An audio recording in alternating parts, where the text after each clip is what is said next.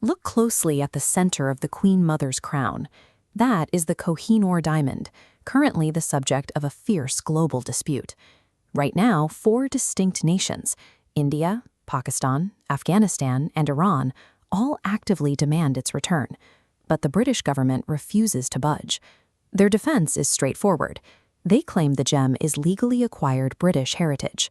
This multinational legal battle reflects the friction between modern nations and the colonial history that first moved the stone. To understand who actually owns the Kohinoor, you have to look at its staggering 5,000-year recorded history. In all that time, through all those centuries, this diamond has never once been bought or sold.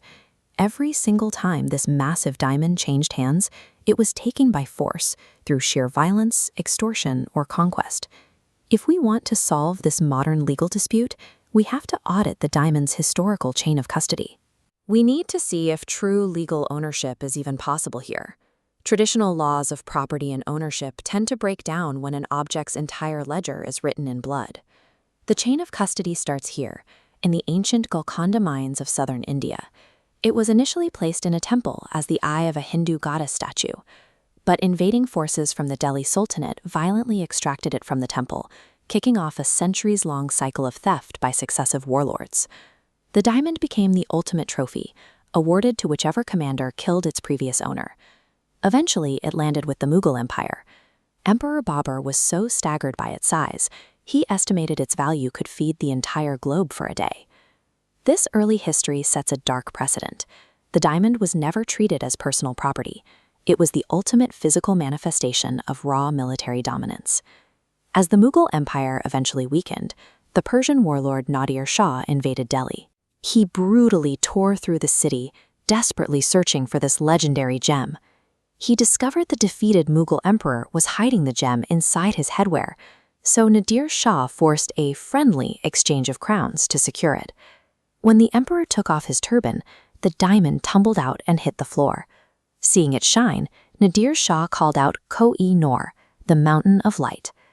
This specific act of extortion shifted the diamond from a localized Indian treasure into a heavily contested regional prize, carrying it out of India and into Persia and Afghanistan.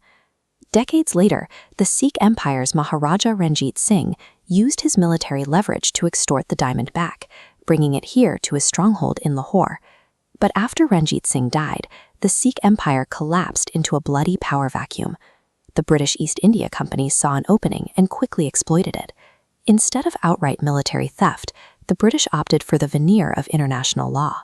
They drafted the 1849 Treaty of Lahore to formalize the transfer. But look at who signed that treaty. This is Maharaja Dalip Singh. He was a captive, 5-year-old boy, forced to sign away his empire and gift the diamond to Queen Victoria. The British link in the chain of custody relies entirely on a legal document signed under extreme duress by a child prisoner. By any modern standard, that completely compromises their claim of legal ownership.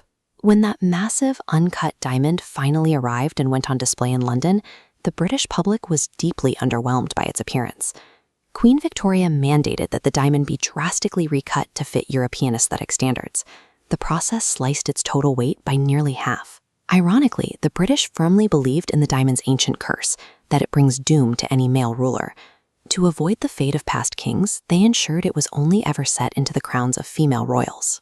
The physical mutilation of the stone stands as a pure metaphor for colonial extraction.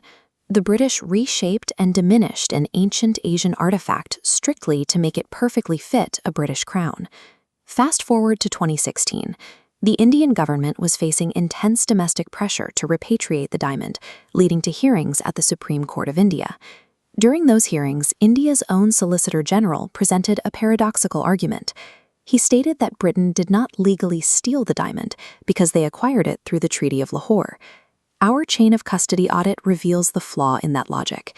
If every preceding transaction for 5,000 years was a violent theft, a coerced colonial treaty signed by a child does not miraculously legitimize ownership. The Kohinoor remains a physical manifestation of colonialism, a reminder that legal ownership is often a narrative written by the victors to legitimize the spoils of war.